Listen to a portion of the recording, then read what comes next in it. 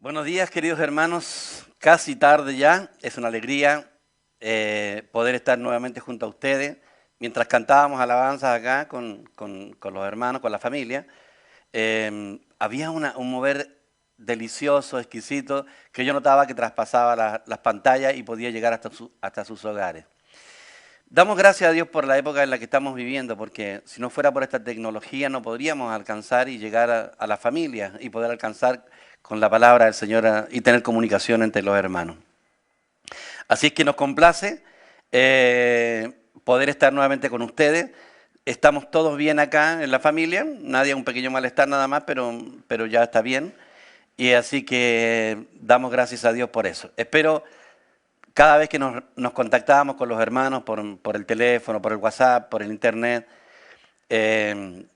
hablan de la angustia o de la, no angustia, pero sí la necesidad grande, la nostalgia de poder volvernos a reunir. ¿Quién hubiera dicho que íbamos a pasar estos momentos? Pero nos llegó este tiempo y damos gracias a Dios por tener esta oportunidad, por lo menos, de reunirnos de esta manera.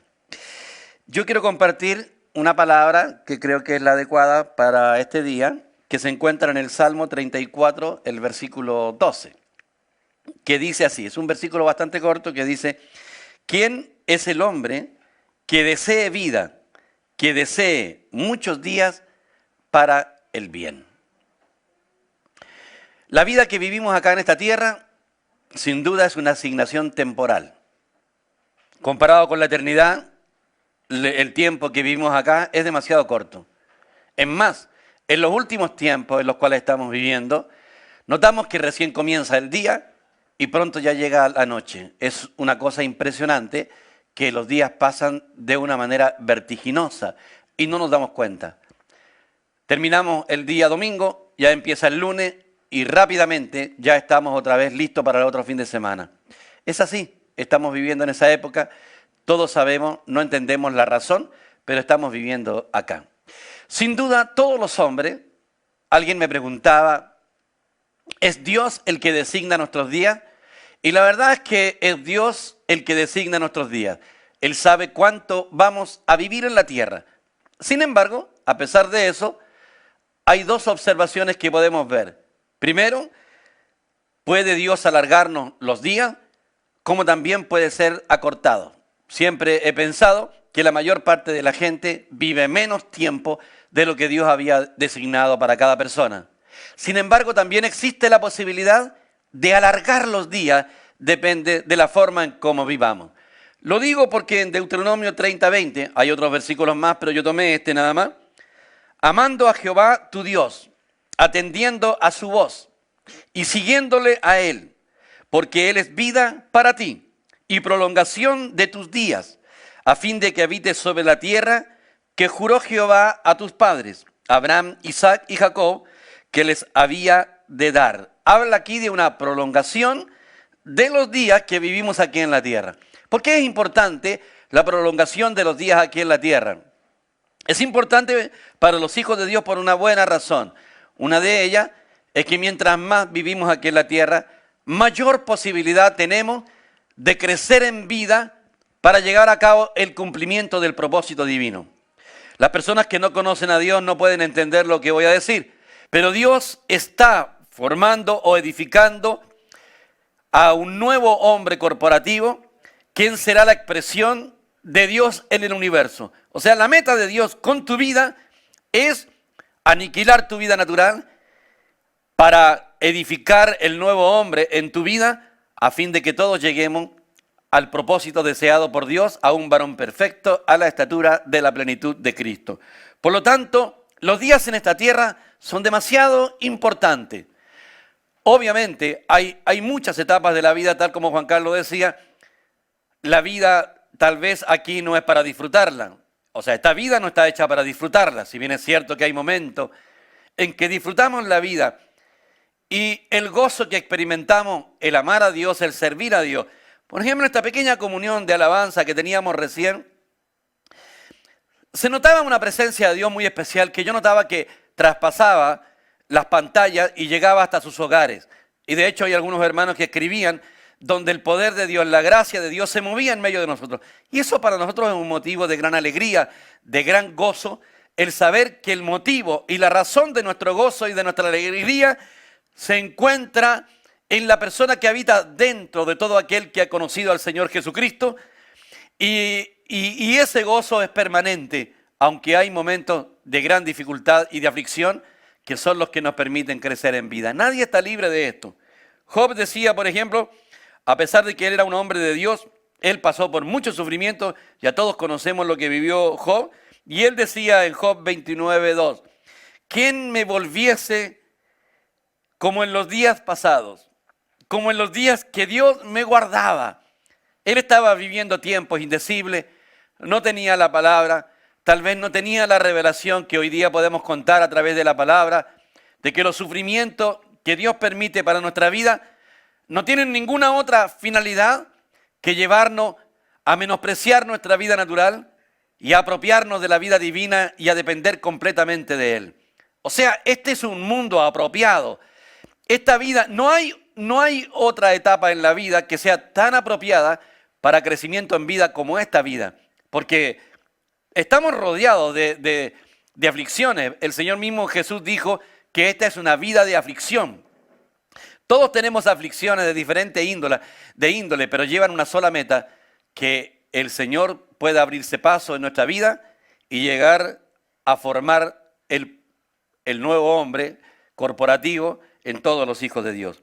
En algún momento de su vida, él abominó también su vida y sus días. En Job 7:16 dice, abomino de mi vida, no he de vivir para siempre. Déjame pues, porque mis días son vanidad. Eran tiempos de aflicción, eran expresiones naturales de este hombre.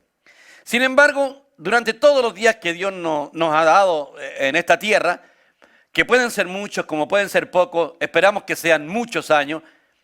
Cuando alguien dice, murió mi madre o mi abuela, o que tenía 85, 90 años, den gracias a Dios porque no todas las personas llegan a vivir esa etapa. El problema no es eso, sino cómo vivimos y nuestros días que puedan llegar a ser valiosos delante de Él.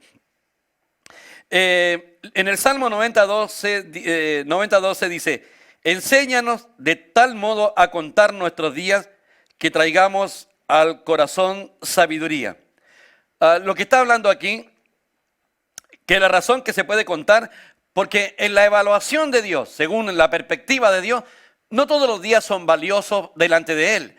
O sea, por ejemplo, en el caso nuestro, la vida empieza a contar desde la edad que tú te conviertes. En el caso mío, yo me convertí a los 25 años. Todos los años, aunque puedes sacar algún provecho de eso, fueron vanidad, no fueron días útiles. Dios no los puede contar. Por eso para el creyente existen dos calendarios, el civil y el calendario sagrado. Desde el calendario sagrado, yo me convertí a los 25 años. O sea, a la edad que tengo, podría restarle los 25 años y son los años que yo llevo en el Señor. Son los días, pero sin embargo, todos los creyentes no vivimos diariamente todo el día para el Señor. Es bienaventurado el creyente que dedica su vida al Señor, que los días son valiosos para Él. Noten, yo estaba examinando para corroborarlo, aunque lo sabía, en Génesis, en el capítulo 4, la línea genealógica de Caín, no se muestra la edad de ninguno de ellos, ni siquiera se dice cuándo mueren. Nada más que este engendró a este engendró a este otro, pero no dice cuántos años vivieron, a diferencia de la descendencia de Set, el hijo de Adán y Eva, después que murió Abel, que fue asesinado por Caín, nació Set, y en esa línea genealógica se cuentan los días de toda esa descendencia. ¿Por qué? Porque esa descendencia decidió vivir para Dios. Yo estoy tan feliz porque no solamente el hecho de que yo me haya convertido, porque no tengo historia para atrás por parte de mis padres, y tampoco, por parte de mis padres principalmente, no tengo memoria de que alguien se haya convertido antes de mí. Y cuando yo me convertí al Señor, obviamente mi esposa ya era cristiana, mis hijos pasan a ser una descendencia, y mi nieto y mis nietos una descendencia que ama y sirve al Señor, que son días valiosos. Entonces, cuando hablamos de días valiosos, estamos hablando de los días que cuentan para Dios. Y podríamos decir que para muchos, incluso creyentes, hay muchos días que son descontados de su vida porque no fueron días importantes y valiosos porque no vivieron para Él. Nosotros vivimos para el cumplimiento del propósito divino. Por eso en la descendencia de Set dice que vivían tantos años, engendraban y morían, o volvían a engendrar, cumplían tantos años y morían. Porque la única razón por la que nosotros vivimos es para el cumplimiento del propósito divino. Vivimos para Dios y vivimos para engendrar vida en los demás. Esa es la razón de nuestra existencia y eso es lo que nos hace felices y lo que nos hace estar en paz en este tiempo de prueba y dificultad. Porque no vivimos para nosotros mismos y Dios guarda nuestras familias, Dios guarda nuestros hogares, Dios guarda a nuestros hijos en esta época de aflicción y de dificultad. Dios sigue guardando a los nuestros. Obviamente es importante, tal como leí en el versículo inicial y el versículo de Deuteronomio, el capítulo 30, que es importante vivir para Dios. Ojalá que todos nuestros días sean realmente contados. Aunque nuestros días de nuestra vida son pocos, deben ser preciosos. Cada día que pasa debemos aprender a contarlo de tal manera que cada uno de nosotros pueda decir que nuestros años, nuestro tiempo, nuestros días de vida han sido días placenteros en el Señor. Lo segundo son los días que van quedando atrás, que son días que ya pasaron. Dios actúa de una manera diferente a lo que nosotros pensamos. Él corre en un solo sentido, hay un solo fluir que va siempre hacia adelante. Podemos recordar los hechos pasados, podemos recordar a un Martín Lutero, podemos recordar a un Juan Wesley, podemos recordar a los apóstoles. Sin embargo, cada día es un día diferente y una etapa diferente. Estamos viviendo una época como nunca antes en la historia se había vivido. Por ejemplo, en el siglo pasado, incluso hace unos 40, 50 años atrás, no existía esta tecnología con la cual nos podemos comunicar.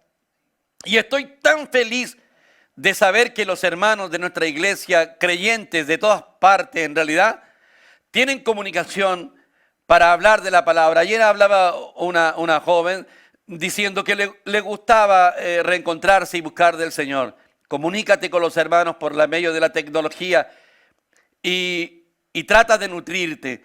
Y ¿sabe lo que me causa tanta alegría? De hecho, una chica de Puerto Montt que vino a nuestro campamento, ella dijo, hay algo que me llama tremendamente la atención en este campamento, que al grupo que me acerco, están hablando de la palabra, están rumiando algún texto, están hablando, eso no es normal, los jóvenes no hablan normalmente de estas cosas, hablan de juego, hablan de entretenciones, de lo que les agrada, pero estos se juntan para rumiar y eso me llamó mucho la atención, una joven que vino de Puerto Montt a nuestro campamento y cada cierto día cuando hablan los jóvenes conmigo me dicen, no, si nos hemos reunido con tal jóvenes por medio del internet, del Zoom, y estamos leyendo tal libro y estamos rumiando. O sea, los creyentes, esta es la garantía de hablar un solo lenguaje, que no hablamos doctrina, sino que hablamos de la persona del Señor Jesucristo y hablamos de la vida de iglesia, de la edificación, lo que alimenta, lo que nutre, no lo que divide. Esto nos hace un cuerpo maravilloso y nos da una garantía de saber que hablamos todos el mismo lenguaje. Entonces los jóvenes se reúnen a compartir algún libro, ya sea La economía de Dios o El quebrantamiento del hombre exterior y la liberación del espíritu o algún otro libro y lo comparten y lo pueden rumiar y de esta manera se van alimentando los jóvenes y qué lindo y maravilloso es saber que en este mover, en esta época que es la que estamos viviendo, ya no podemos regresar al tiempo pasado, pero podemos ir hacia adelante. Estamos viviendo una nueva época y tal vez todo lo que está pasando va a cambiar el orden mundial en muchas cosas y nosotros debemos de aprender la forma de hacer vida de iglesia, cualquiera sea nuestra circunstancia. Hace unos 40 años atrás un predicador escribió un libro y él dijo, ¿qué pasaría si viniera una tremenda persecución? ¿Dónde nos reuniríamos? Porque los primeros creyentes no tenían edificios de reunión. Ellos se reunían en las casas, en las cuevas, en los ríos, donde quiera que ellos estaban.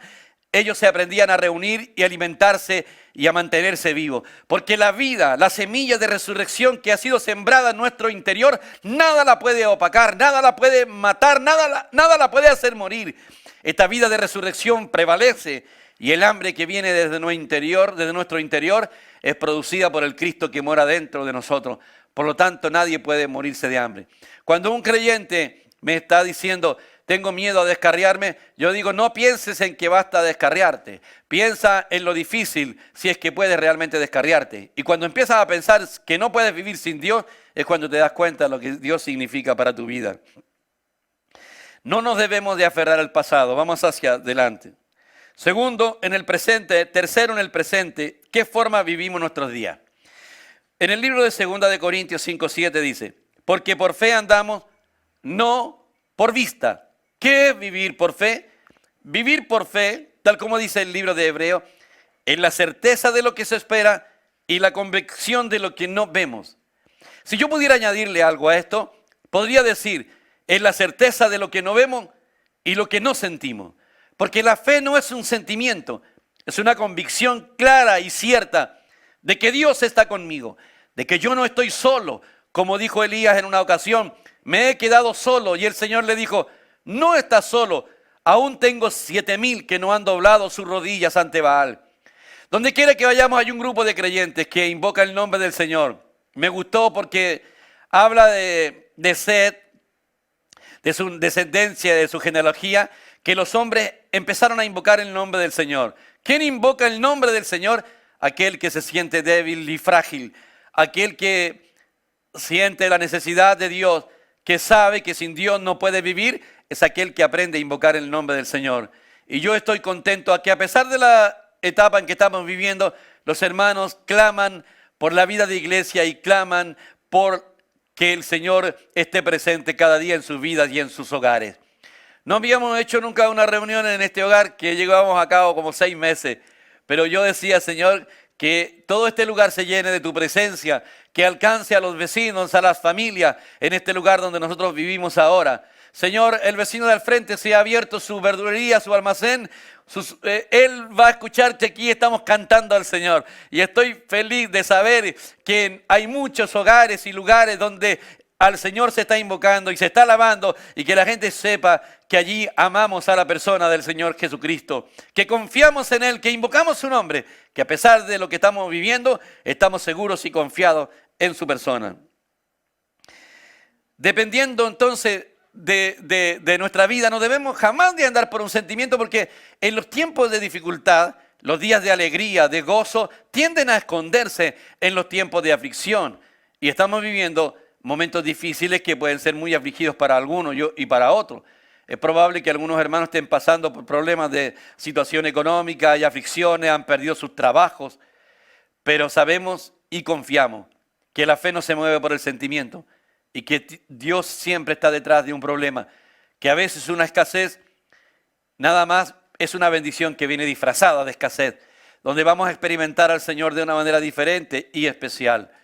Agradecemos a Dios por eso, porque a pesar de los problemas y las dificultades, el Señor nunca nos ha abandonado, Él siempre ha estado allí, Él está presente, y tal vez después que pase esta pandemia, si es que seguramente tendrá que pasar, porque tendrá que pasar, creo que saldremos más renovados, más fortalecidos, más animados, más experimentados en todas las cosas de la vida. No debemos confundir la vida emocional con una vida espiritual en realidad elevada. No siempre podemos estar elevados espiritualmente, pero podemos sí permanecer en el Señor y volvernos a nuestro espíritu. Los días en los que debemos crecer y ser sanados interiormente. La época es esta, el día presente. El hombre es un hombre enfermo. El Señor dijo, yo no he venido a los sanos sino a los enfermos. Y Él dijo que Él venía como médico. Tómate de esa palabra. Él dijo, vengo como médico. Usted debe ser inteligente para tomarse del Señor.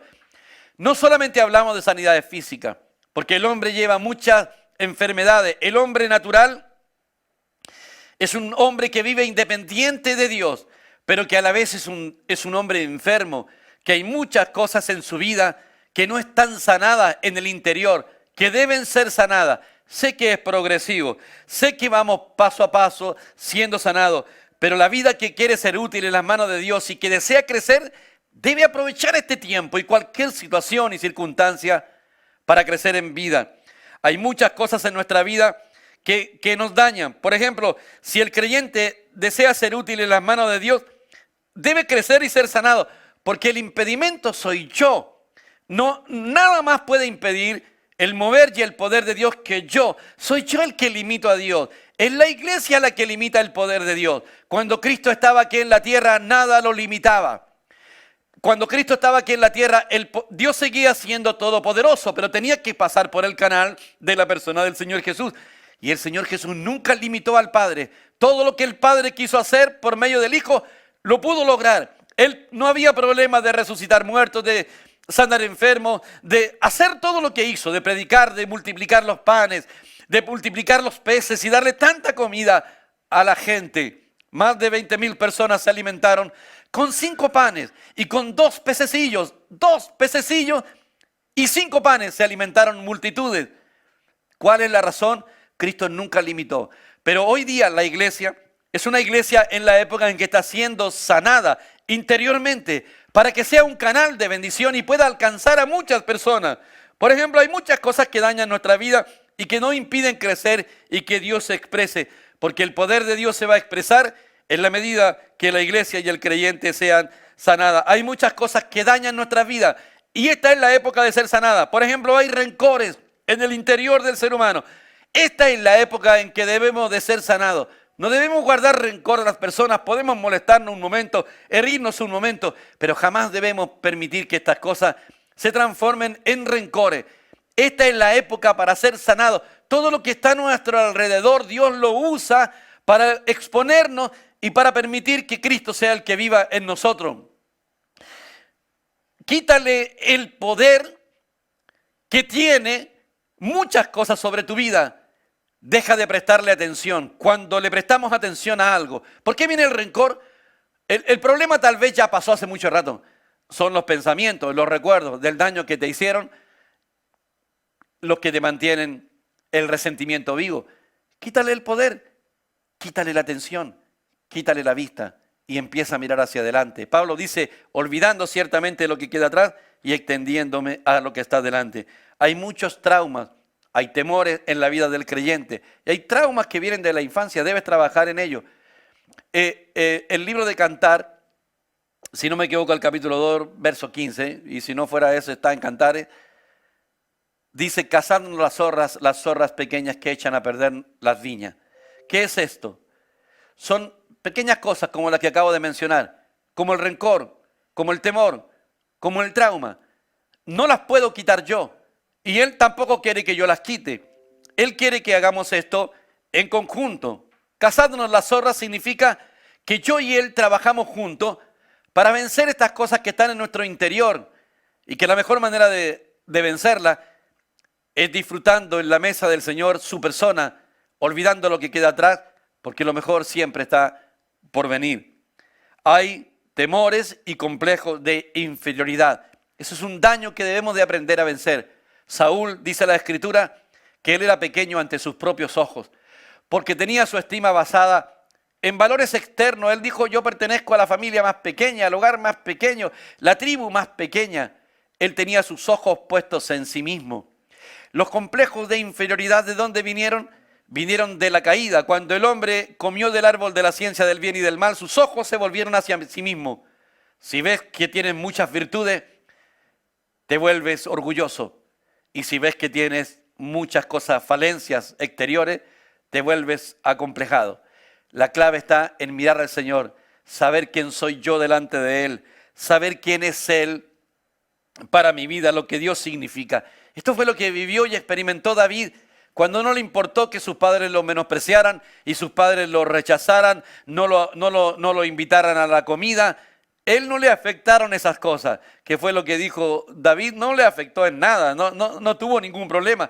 Nunca mencionó esas cosas. Al contrario, él tenía una estima elevada, sabiendo quién era la persona del Señor para él. No debemos dejar que estas cosas nos acompañen en la ruta hacia la eternidad. Hoy es el tiempo propicio para ser sanado y madurar de estas cosas. No se olviden de lo que dije otro día. Cuando seamos arrebatados, seremos arrebatados tal cual y como quedamos. No habrá una varita mágica, ni siquiera cuando veamos al Señor. Nuestros cuerpos serán transformados, pero las cosas que dejamos aquí pendientes de crecer, así vamos a quedar. Y obviamente esas cosas van a madurar con el tiempo, pero todo a través de un proceso, y no vamos a perder el privilegio de reinar con Cristo en el milenio por haber desaprovechado los días presentes en la cual Dios sana nuestro ser interior. Debemos de aprender a trabajar. Y en el último punto dice los días de Dios. En el libro de Apocalipsis 1:8 dice, yo soy el alfa y la omega, el principio y el fin, dice el Señor, el que es, el que era y el que debe venir, el Todopoderoso. Fue Dios quien planeó el diseño original y es Él mismo el que lo llevará a su conclusión. Podemos agradecerle suficientemente por ser el alfa, que es el iniciador, y la omega. El alfa es el principio de todas las cosas. Dios comenzó una obra. A mí no se me ocurrió nacer y a ti tampoco. Fue a Dios quien se le ocurrió que tú nacieras. Yo no me elegí, tal como el Señor les dijo a los apóstoles, ustedes no me eligieron a mí, fui yo quien los elegí a ustedes. Aleluya, qué maravilloso. Él nos eligió, según Efesios 1:4, desde antes de la fundación del mundo. Cuando yo no nacía, cuando todavía faltaban millones de años para nacer, Dios ya me había elegido. Él fue, a Él se le ocurrió. Y estos días no debemos de perder la esperanza, tal como Pablo le dice a Timoteo en el libro de Filipenses 1:6, el que comenzó la buena obra, la perfeccionará hasta el día de Jesucristo. ¿Quién comenzó la obra? Él. Nada el Señor deja a medio hacer. Tarde o temprano el Señor debe culminar la obra. Pero el tiempo en que estamos viviendo es un tiempo propicio para crecer, es un tiempo propicio para madurar, es un tiempo propicio para ser moldeado, es un tiempo propicio para ser sanado interiormente. No debemos desperdiciar ni un solo día. No es tiempo de desperdiciar los días, es tiempo de aprovechar cada día, porque Dios está trabajando y no debemos de desperdiciar ni un solo día. Ni un solo día debemos de aprender para crecer, para alimentarnos, para crecer en vida. Obviamente, el proceso puede resultar un poco largo, pero día a día vamos creciendo un poco más sin que siquiera nos demos cuenta. El hombre puede fracasar 1000 veces en los proyectos o en lo que él quiere hacer, pero Dios no fracasa. A Dios lo podemos estorbar, pero no podemos llevarlo a fracasar porque nunca ha fracasado. Él nunca ha perdido una batalla. Conclusión, puesto que Él es el único que lleva a cabo todo lo que planea, debemos vivir nuestros días en Dios, quien termina la obra que comenzó en nosotros. Que nuestros días sean contados. Tal vez los días que tú vives en esta tierra no sean demasiados o a lo mejor muchos, pero lo que importa es que si tú logras vivir 80 años, no he sacado la cuenta cuántos días tienen 80 años. Bueno, ahora con la calculadora es más fácil. Sin embargo, que todos los días, o por lo menos más de la mitad de los días, uno pueda decir, fueron días valiosos delante de Dios, porque los viví para Él. Pues ¿para qué otra cosa vivimos aquí en esta tierra? Si toda esta vida es pasajera y todo lo que hay aquí va a quedar, obviamente debemos trabajar, obviamente debemos tener una casa, tenemos que tener un medio de locomoción, alimentar a nuestra familia, educar a nuestros hijos. Sin embargo, no es la razón de nuestra existencia. Vivimos para Él. Aprovechemos nuestros días. Aprovechémoslos de diferentes maneras. Y no digamos, no estemos siempre pensando como le pasó a Job, recordando los días pasados y por otro lado, aborreciendo el día de su nacimiento. Porque esta oportunidad que vivimos acá en esta tierra es única y debemos de aprovecharla. Para esto se requiere fe y se requiere una convicción que no está basada ni en las emociones ni en las circunstancias externas, solo en el Señor. Que la gracia del Señor sea con ustedes. Déjenme orar un momento. Amado Señor, te doy gracias por la vida de cada uno de los hermanos y las personas que podemos tocar a través de estas pantallas y de este medio. En el nombre de Cristo Jesús, Señor, que tu gracia sobreabunde en sus hogares. Rompemos el poder del enemigo en sus familias, Señor, que el desánimo, que no haya ni uno solo que diga que estos días, Señor, de aislamiento no hayan sido de provecho o que hayan servido para alejarse. Al contrario, que cada uno pueda fortalecerse en el Señor en el poder de su fuerza. En ninguna parte de la Biblia dice que yo debo orar para que yo sea fortalecido. Al contrario, Pablo le dice en el Nuevo Testamento a Timoteo, vigorízate en el Señor y en el poder de su fuerza. Vigorízate tú mismo, vuélvete al Cristo interior, donde mora el Señor con toda su gracia y todo su poder. Vigorízate en el Señor. No estás solo. Todavía el Señor tiene miles que invocan el nombre del Señor y que están viviendo las mismas circunstancias de tu vida. Que la gracia sobreabunde grandemente en cada familia y en cada hogar, y seguimos en esta comunión del Espíritu sin desconectarnos, porque sabemos que aunque no nos vemos físicamente, en el Espíritu somos una sola familia y estamos unidos, porque Dios es solamente uno, no muchos, es solo uno. Y ese uno vive en cada corazón, en cada hijo que ha nacido de nuevo. Hermanos, que la gracia del Señor sea con ustedes.